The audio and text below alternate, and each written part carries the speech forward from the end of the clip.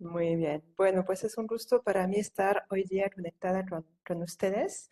Vamos a dedicar sus 40 minutos a revisar pues tanto como la prevención como la atención en emergencia y nos enfocaremos pues en la población infantil y de adolescencia. Em, a ver. Bueno, primero vamos a un poco buscar entender cómo la población de niños, niñas y adolescentes es una población, como sabemos, vulnerable, en riesgo, pero también pensamos invisibilizada, tanto en los planes de preparación frente a emergencia como en la atención. Y por eso yo quisiera hoy día poder generar una cierta sensibilización, ¿no? Y poder como enfatizar la importancia que tenemos en la atención a niños, niñas y adolescentes que pensamos como una emergencia no afecta igual a mujeres y a hombres. Pensamos, y la evidencia lo demuestra, que una emergencia no afecta de la misma forma a personas adultas, cuidadoras, que a niños, niñas y adolescentes. Bueno, sabemos que, como les decía, somos de los grupos más vulnerables, más invisibles, y algunas de las razones por la cual no son tan visibles, no les prestamos tanta atención, son, primero que, pues en general, en la atención a la población, primero intentamos responder a las necesidades más visibles, ¿cierto? Porque es vivienda, alimentación, o sea, culturas, necesidades básicas.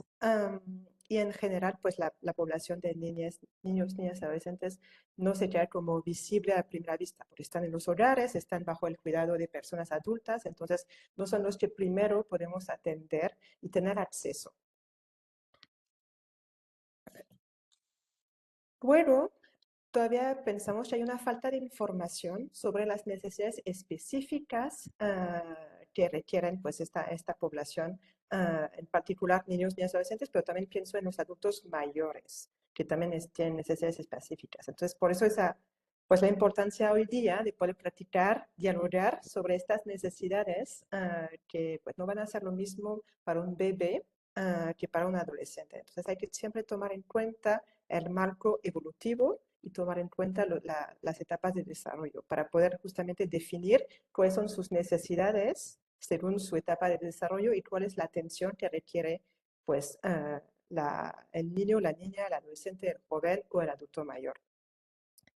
También hay unos mitos, unos prejuicios que todavía tenemos desde nuestra perspectiva que es adultocéntrica. No sé si la conocen, pero es una perspectiva en la cual pues pensamos que los niños piensan igual que los adultos o son, hasta una vez me dijeron, ¿no? Un niño es como un adulto chiquito, ¿no? Piensa igual que un adulto, pero menos.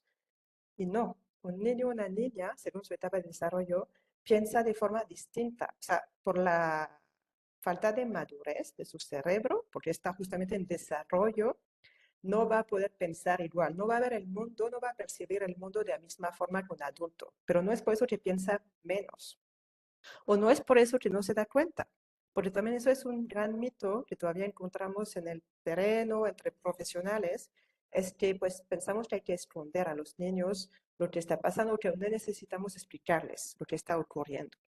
Cuando los niños sabemos que se dan cuenta, son pequeñas esponjas, ¿no? Que absorban pues todo lo que está pasando en su entorno. Entonces, si en un hogar sienten que hay mucha ansiedad, sienten que hay mucho estrés, si ven a papá, mamá angustiados, se va a dar cuenta. Entonces, si uno no les explica con un lenguaje sencillo, adaptado a su edad, pues el niño se va a imaginar cosas hasta a veces peores. O sea, y además, pues desde una visión de derechos, un niño es un sujeto de derecho que tiene el derecho de saber, de tener conocimiento sobre lo que le está ocurriendo y también de poder pues, participar y poder opinar sobre las decisiones que se están tomando.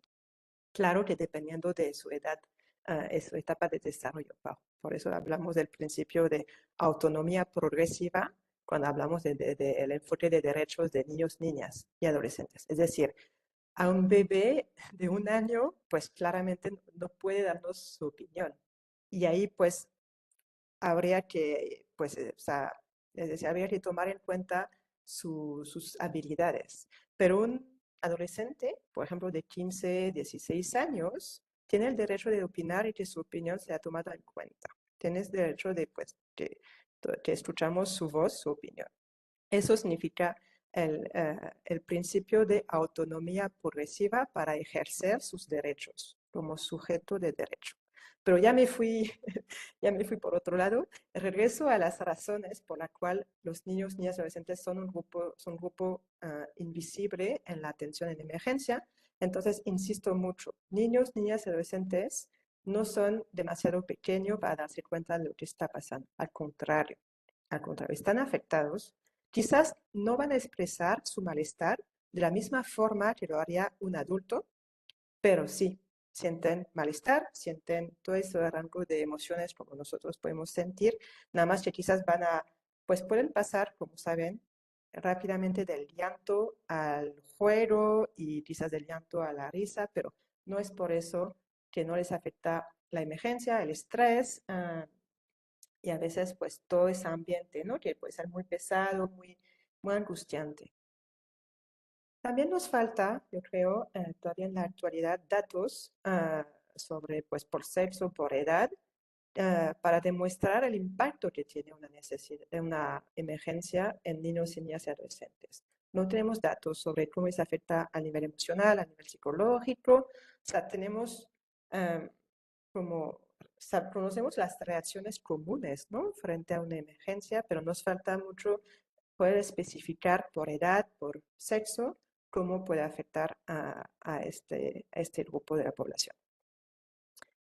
Y luego, tampoco, o sea, nos falta todavía también información, datos y también concientización de la población, concientización de los profesionales sobre los riesgos que enfrentan niños, niñas y adolescentes en situación de emergencia.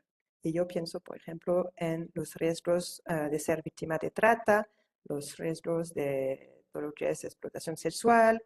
ah, Sabemos que también los niveles de violencia en el hogar, en la comunidad aumentan en tiempo de emergencia. Entonces ahí, por esta razón ah, y, y otras, sabemos que niños, niñas, adolescentes, y lo voy a repetir, son una población en situación de alta vulnerabilidad. Por otro lado, quisiera resaltar ahora que uno de los otros factores por el cual son vulnerables es por su grado de dependencia hacia sus papás, mamás, personas cuidadoras. También es por la poca influencia que sus decisiones justamente pues no están tomadas en cuenta.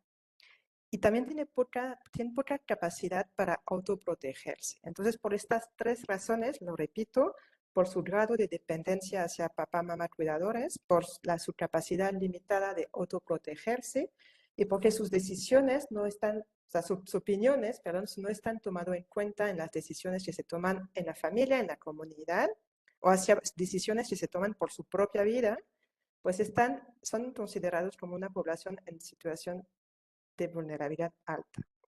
Bueno, ahora me gustaría, si pueden poner en el chat, vamos a hablar de algunas de, pues, de esas vulnerabilidades, el impacto que tiene estos niños, niñas, adolescentes en emergencia. Si pueden poner, escriben en el chat ah, algunos ejemplos de cómo una emergencia impacta específicamente a niños, niñas, adolescentes.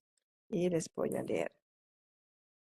Trauma, muerte, abuso, enfermedades, educación. Sí, se cierran las escuelas. En general se utilizan las escuelas como pues albergues, ¿no? Refugios. Y entonces pues eso priva, impide a los niños, niñas retomar esta rutina y retomar las clases. Ajá, justo lo dice una compañera, miedo, abandono, huérfanos. Señoran sus opiniones, exacto, porque pensamos que justamente no son sujetos de derechos, no que son objetos de protección que les tenemos que proteger, pero no son agentes que pueden pues también opinar. Desatención. Exacto, justamente como les decía, por su grado de dependencia hacia papá, mamá y cuidadores, como la afectación, las secuelas que pueden sufrir los adultos de la familia va de forma natural, lógica, pues repercutir en los niños, niñas, adolescentes. Porque si una mamá o un papá ya no puede cuidar a su hijo porque justamente está afectado por la emergencia, ya sea físicamente, emocionalmente, pues su rol de cuidado va a estar afectado y no va a poder quizás pues responder a las necesidades del niño o la niña. Entonces ahí pues hay todo un riesgo de negligencia, de quizás maltrato, uh, y por eso se puede exacerbar todas las afectaciones a niños y niñas, como que se repercuta en segundo plano, ¿no? O sea, el niño o la niña recibe también pues el impacto de emergencia, pero a través de sus familias, sus cuidadores también por esa vía sufre de la emergencia que impacta a toda la comunidad y toda la familia. Muy bien. Bueno, seguir eso. Pero esto tengo un problema con el. Bueno, entonces esas reacciones, ese impacto que tienen, que sufren los niños y niñas, podríamos, creo, pasar el día a nombrar, a hacer una lista, ¿no? Es una lista que puede ser muy larga. Lo que yo quisiera nada más resaltar es que justamente durante los primeros años de la vida, es cuando se da el rápido y muy complejo desarrollo del cerebro, en particular de 0 a 3 años. Y es cuando también un niño o una niña está de forma muy particular, muy sensible a todo su entorno. Justamente todos los estímulos que puede recibir de su papá, mamá, de toda la familia con quien está viviendo. Entonces, una emergencia, una prolongación, una exposición a eventos críticos, eventos de crisis, va a afectar claramente de forma particular a esos niños y niñas que están sensibles a todo lo que es pues, el entorno. Entonces, ahí pienso no solo en emergencia, pienso también en crisis como exposición a la violencia, conflicto, la pobreza, extrema pobreza, si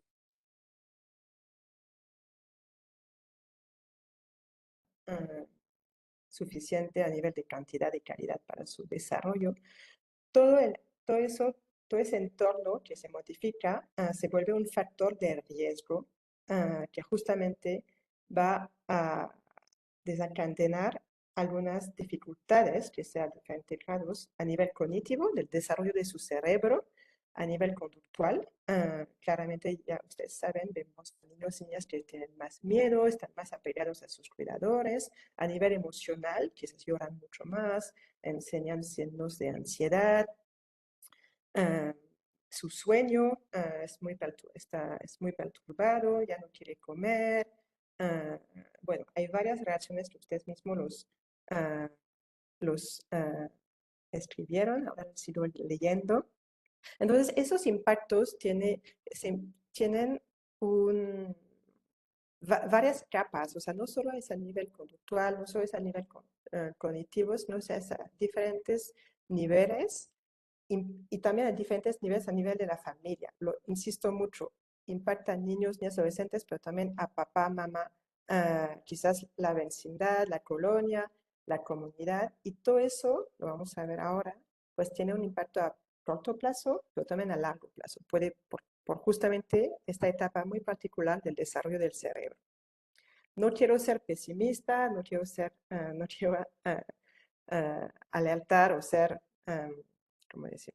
Dramática, pero sí es muy importante tomarlo en cuenta cuando vamos a atender a niños y adolescentes, que no impacta lo mismo una emergencia en un ser que tiene un cerebro que se está desarrollando, que está en plena evolución, um, que a una persona adulta que ya está desarrollada a nivel cognitivo y a nivel físico. Bueno, vamos a... también es importante, como les decía, tomar en cuenta que pues, el impacto que tiene una emergencia va a depender mucho de varios factores. Uno es de la edad, claro que no va a afectar de la misma forma a un bebé de 6 meses que a un niño de 10 años.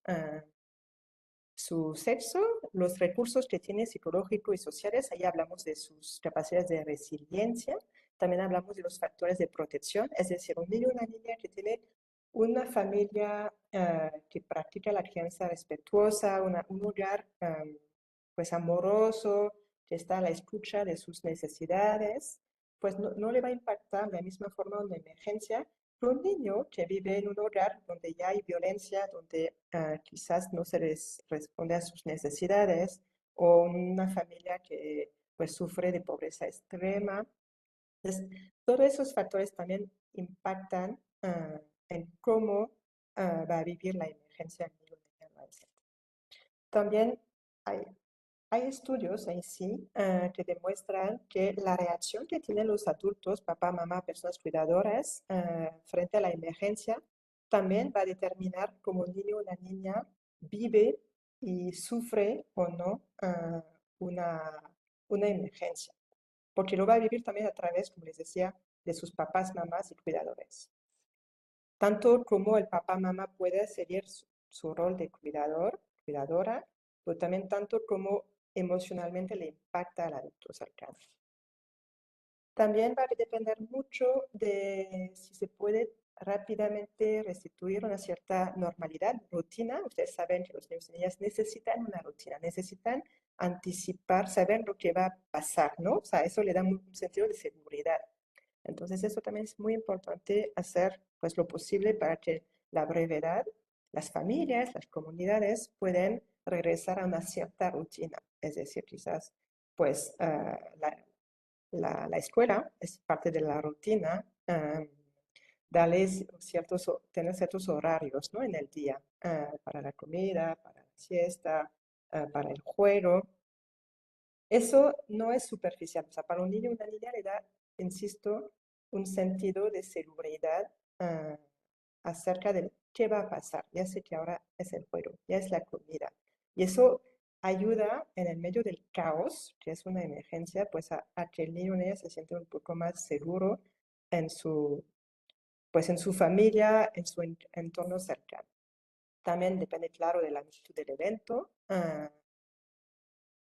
etcétera. Entonces, ahí quisiera resaltar la importancia no solo de trabajar con niños, niñas, adolescentes, pero también con los adultos, con las personas cuidadoras, porque sabemos para mitigar el impacto de una emergencia en niños, niñas, adolescentes, que tenemos que también trabajar con sus familias.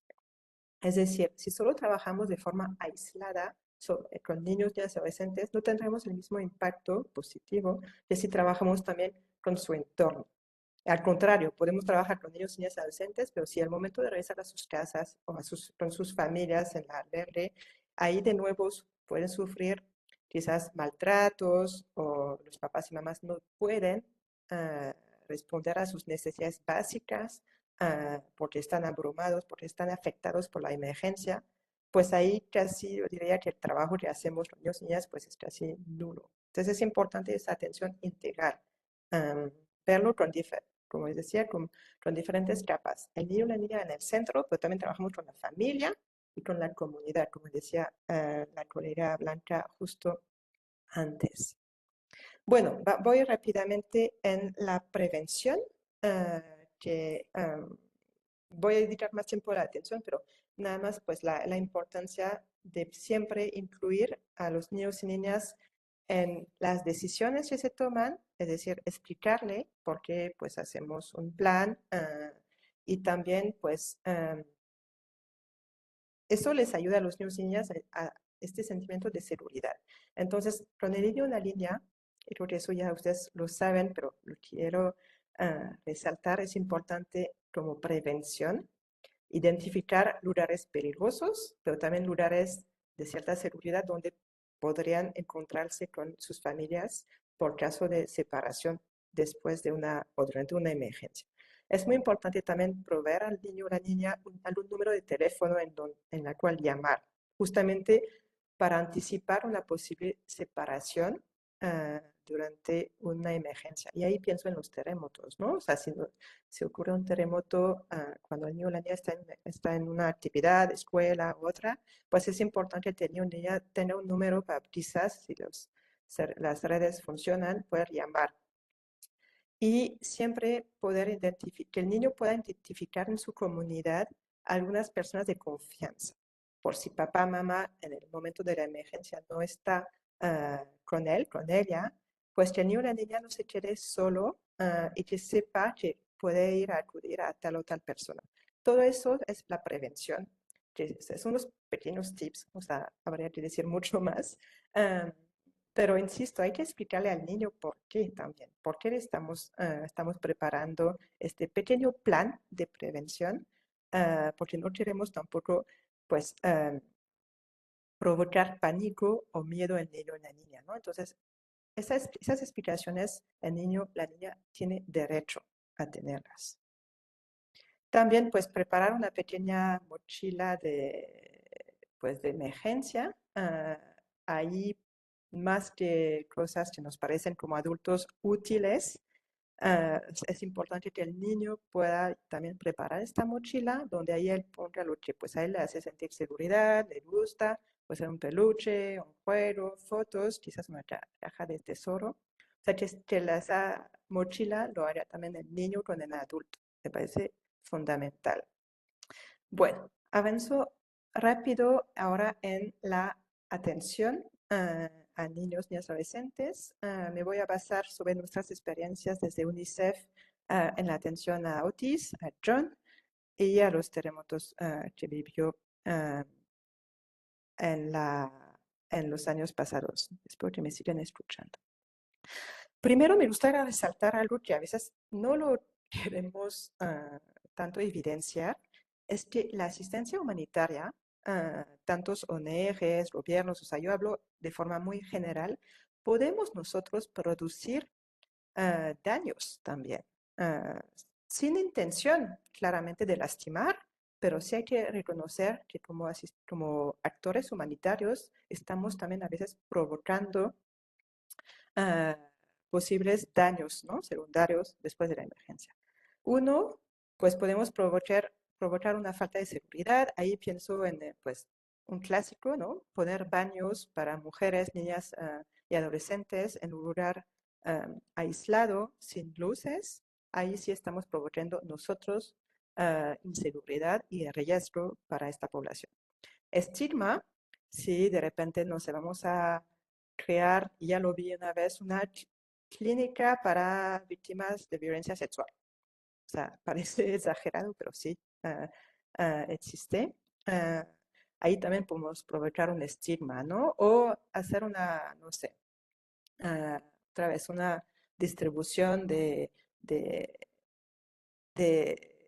comida o lo que sea de insumos para tal población, ¿no? La población que tiene, que es víctima de, de violencia o estigmatizando, ¿no? Poniendo una etiqueta en esta población, eso también es algo que podemos, pues que puede lastimar mucho una cierta parte de la población ya afectada.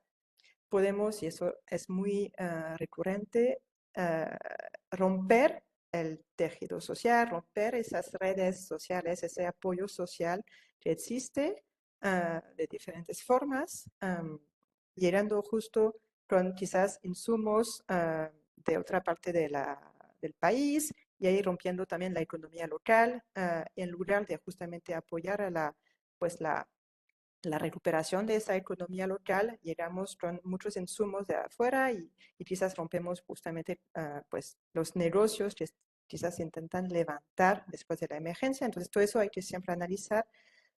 Podemos destruir medios de substancia, estructura comunitaria, como las escuelas, cuando las utilizamos como áreas verdes. Y ahí es otra vez una perspectiva muy adultocéntrica de pensar, de concluir de que las escuelas no, o sea, el derecho a la educación no es fundamental después de una emergencia y que pues lo fundamental es ofrecer techo y quizás hasta sirven de bodega, ¿no?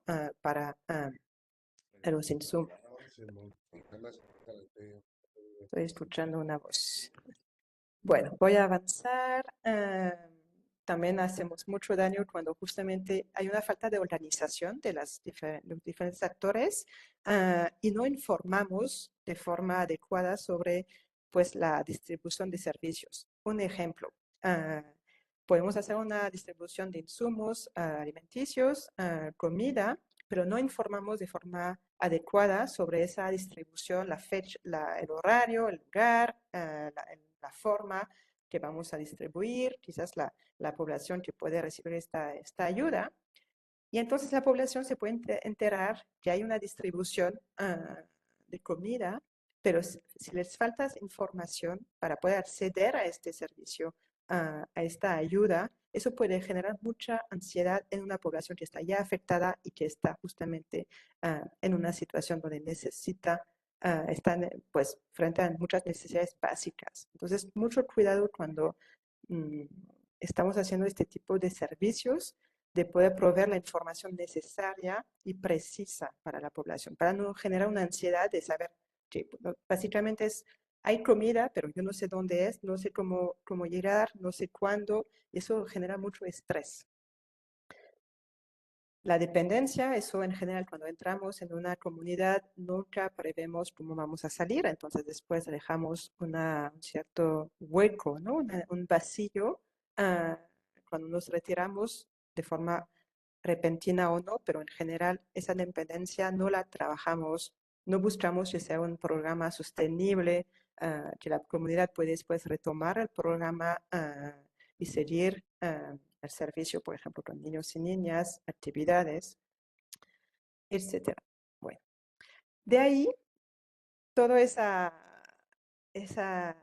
pequeña lista es para llegar a un principio que me parece rector, es el principio de acción sin daño, que seguro ustedes conocen, pero aquí quisiera nada más pasar unos minutos a resaltar la importancia de siempre, siempre tener en cuenta esta posición, que es una postura ética, donde nosotros como actores humanitarios tenemos que reconocer y dimensionar el poder que tenemos frente a una población afectada por una emergencia y que nuestras acciones tienen un montón de poder y podemos hacer daño a través de este poder que tenemos.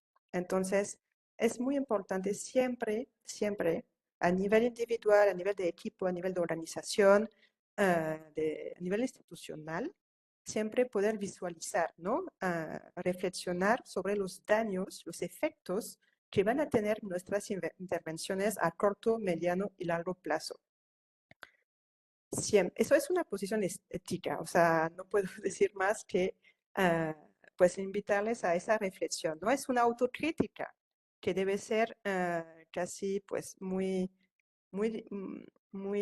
recurrente, no solo una vez al inicio de la intervención en una comunidad, sino que cada rato, casi cada día, estar pensando cuáles son los efectos de nuestras acciones. ¿Cuáles son los efectos de mis palabras, lo que estoy diciendo, lo que estoy comunicando con la población? ¿Qué efecto va a generar a mediano, corto y largo plazo? Entonces, es vigilar básicamente, es revisar sus acciones. Claro, además hay que recordar que nuestras acciones pues no son necesariamente adecuadas en una comunidad y en la otra, pero eso ya ustedes lo saben, hay que contextualizar las intervenciones dependiendo de las necesidades, pero no solo las necesidades, porque lo que hacemos en general cuando tenemos tiempo es hacer un diagnóstico, ¿no? Diagnóstico de las necesidades, qué necesitan, cuáles son pues sí, las afectaciones, las secuelas, ¿no? De la comunidad, pero nunca, o muy poco, buscamos los recursos de esa comunidad. Y cualquier comunidad afectada tiene recursos, tenía, por lo menos antes de la emergencia, y los podemos fortalecer o los podemos volver pues a crear, ¿no? Pienso en redes de mujeres que antes de la emergencia se apoyaban, quizás se pueden reunir a tomar café y a tejer, y eso era un apoyo muy importante para esas mujeres y quizás es lo que necesitan. Quizás necesitan nada más que justamente les ayudamos a encontrar un lugar seguro para justamente volver a encontrarse, poder entre ellas apoyarse mutuamente, compartir sus experiencias, cómo lo han pasado, qué necesitan. Eso ya yo creo es de mucho más valor real y de utilidad que quizás llegar con una brigada de psicólogos expertos que quieran hacer terapia con estas mujeres de forma individual. Bueno, justamente llegando a las afectaciones de una comunidad, me gustaría que me contesten qué opinan. ¿Cuál es el porcentaje de personas afectadas por pues, condiciones de salud mental o por trastornos de estrés postraumático tras un desastre o un incidente crítico? ¿Qué opinan? En una población, ¿cuál es el porcentaje de la población que va a tener un estrés postraumático o una afectación grave de salud mental? Uf, me quedan 10 minutos. Bueno, 47, bueno, veo que mucho 47. Pues miren, es de 3%. Y ahora me va a decir, no, ¿cómo es posible 3%? Esa mujer nunca fue en una, en una emergencia. Sí. Y ahora les explico. No digo que la emergencia no afecta a la población. Yo creo que afecta a casi toda la población, ¿cierto? O sea, ahí hay una afectación clara. Pero no se puede diagnosticar después de una emergencia a un estrés postraumático. No se puede. Un estrés postraumático se diagnostica meses después. El día después, las semanas después de una emergencia, lo que encontramos son reacciones normales frente a un evento que no era normal, que es un terremoto o un huracán. Entonces, no hay que etiquetar a las personas con el trauma. No, porque el trauma es un diagnóstico, ¿no? Es un trastorno mental. Um, y entonces las recomendaciones de la Organización Mundial de la Salud es no etiquetar, justamente es al contrario, es apoyar la recuperación natural de la población. Porque la mayoría de la población, si les dan un techo, comida, si pueden estar con su familia, retomar una cierta rutina, después de algunos meses ya van a desaparecer esas reacciones de miedo, de salir afuera, poco a poco, ¿no? Con el apoyo social, la comunidad de la familia, sin ver a un psicólogo. Pero justamente aquí está la respuesta. Entonces, 70-80% de la población, este estrés va a desaparecer un par de meses después, naturalmente, si tienen el cuidado de los compañeros, las compañeras. Después hay un 20% de la población que sí va a necesitar quizás un apoyo un poco más específico, que sabe de primeros auxilios psicológicos, les puede dar este tipo de apoyo. Y solo el 2 o 3% de esta población afectada por una emergencia, ellos sí no se van a poder recuperar. Van a seguir con este nivel de estrés alto, con síntomas, y ellos sí van a necesitar ver a un psicólogo, un psiquiatra, quizás tomar fármacos, y ellos sí vamos a diagnosticar que es un estrés postraumático. Ahí insisto mucho en eso, ¿no? Porque ahora utilizamos la palabra de trauma en cualquier momento, ¿no? O sea, hay tráfico y estoy traumatizada, ¿no? Cuidado, porque es un estigma. Algunas personas, pues, les podemos poner esa etiqueta y después eso perjudica, es su proceso natural de recuperación, porque cada una de nosotros tenemos un cierto nivel de resiliencia, capacidades para poder sobresalir. Ah, pero si directamente después de una emergencia le ponemos la etiqueta de tú eres traumatizado porque mira, te da miedo salir afuera, pues difícilmente la persona va a poder decir, pues ya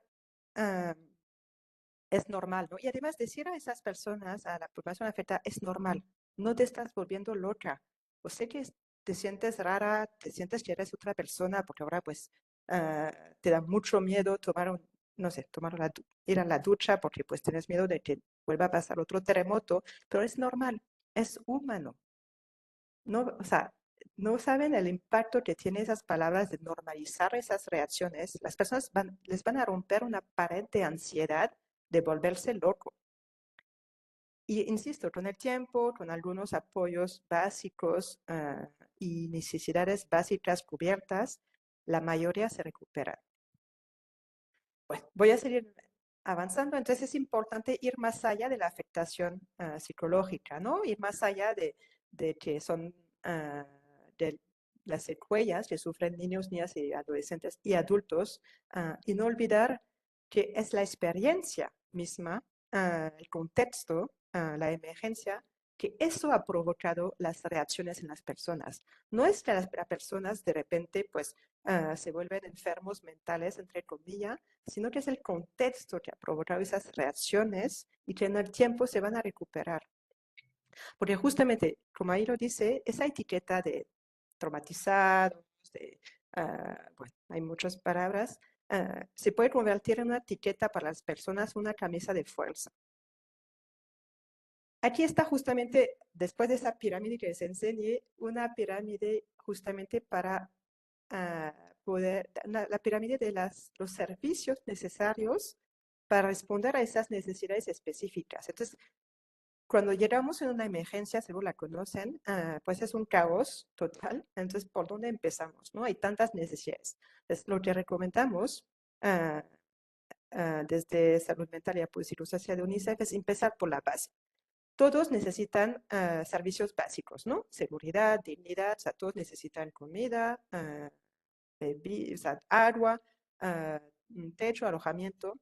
Entonces, tenemos que empezar por eso, antes de llegar con brigadas de psicólogos.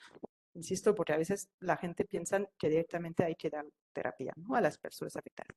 Después vamos a fortalecer todo lo que son esos apoyos comunitarios, apoyos familiares. Como les decía, hay mujeres que pueden necesitar volver a encontrarse y estar juntas y poder platicar, poder compartir su experiencia.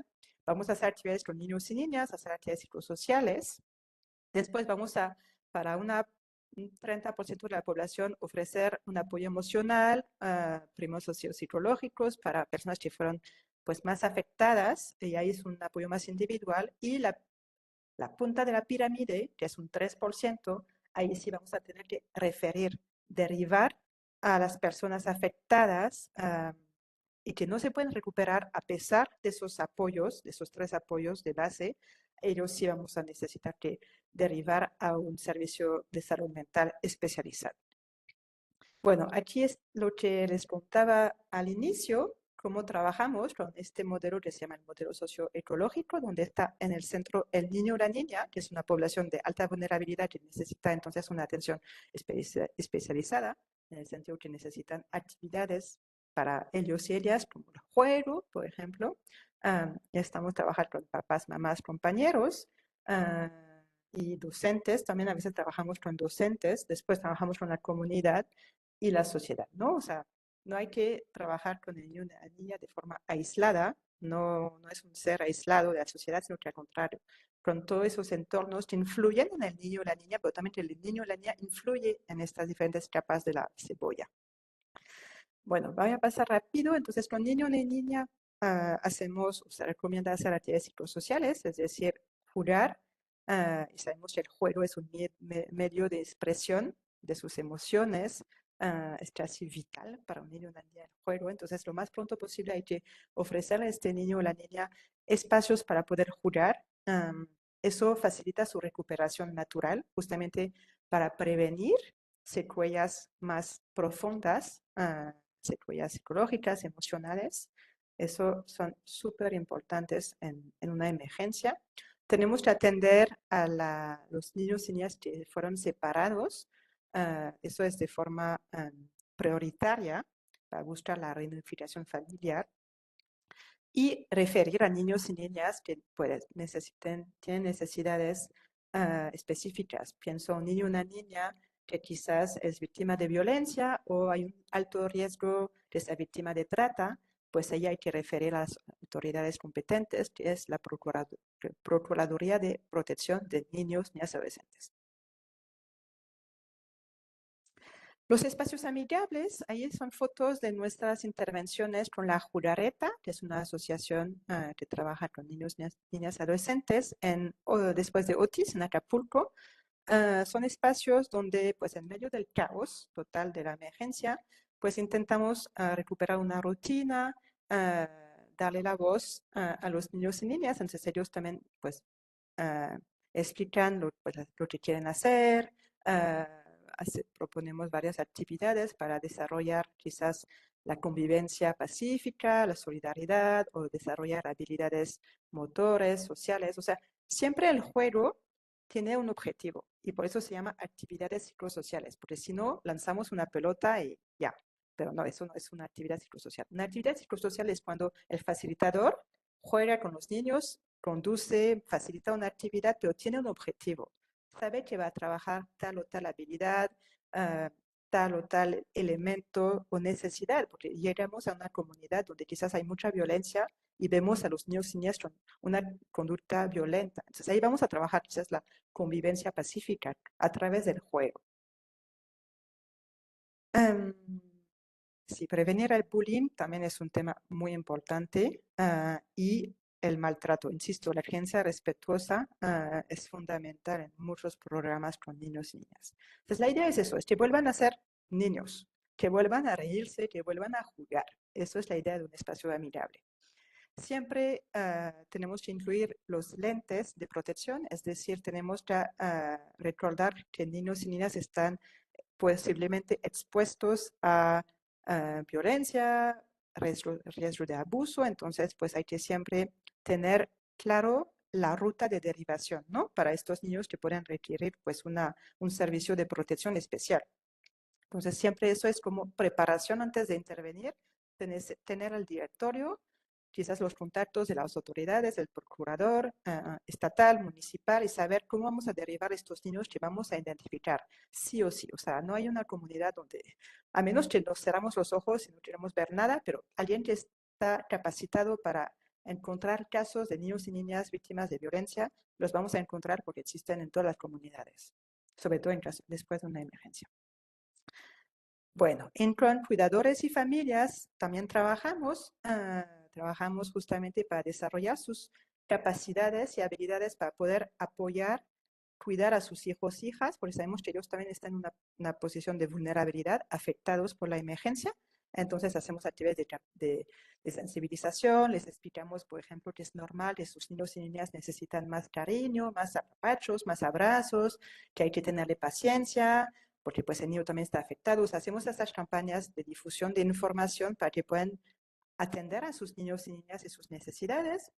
Promovemos la crianza positiva, respetuosa, libre de violencia, muy, muy, muy importante. Reforzamos las redes de apoyo quizás entre papás y mamás, hacemos grupos de papás y mamás para que entre ellos y ellas se pueden apoyar, se pueden escuchar y brindamos un apoyo mental y psicosocial a los que necesitan.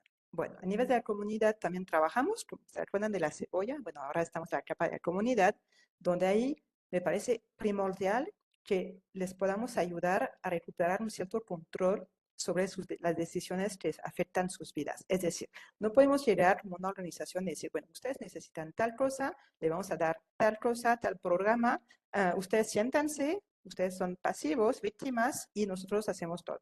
No, eso no ayuda a largo plazo a una comunidad para justamente poder levantarse y pues recuperarse de esta emergencia. La comunidad, las personas necesitan sentirse agente activo, sentirse activo en su recuperación, en lo que pues les afecta su vida y cómo pueden reconstruir sus propias vidas, su propia comunidad.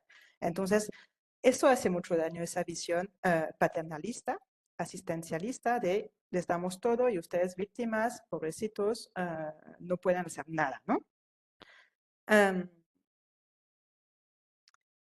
Luego vamos a claramente seguir trabajando con esas habilidades, tanto de las familias como de las comunidades, para que puedan apoyar al bienestar de niños y niñas. Entonces eso se hace a diferentes niveles, porque sabemos que justamente cuando una vez que nos vamos, pues se quedan las familias, se quedan las comunidades y queremos que pues haya un trato, un mejor trato hacia niños y niñas, ¿no? Que les pueden escuchar, les pueden ver como sujetos de derechos, que quizás disminuya los maltratos, la violencia hacia niños y niñas. Entonces trabajamos todo eso para justamente promover el bienestar de niños y niñas.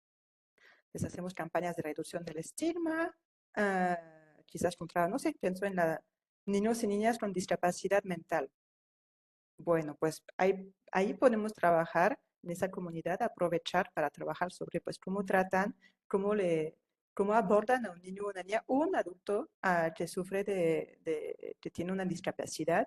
Pues trabajamos sobre diferentes necesidades dependiendo de lo que encontramos y siempre reactivamos esos grupos, redes de apoyo que existían antes. Quizás había un comité comunitario, quizás había una red de jóvenes que jugaban al básquetbol y que ahí pues justamente permitía promover la convivencia pacífica a través del juego. Bueno, ahí es buscar esos recursos que existían antes, no es inventar nada, nada más identificar eso y volver, pues ayudarle a restablecer esos apoyos comunitarios que existían antes.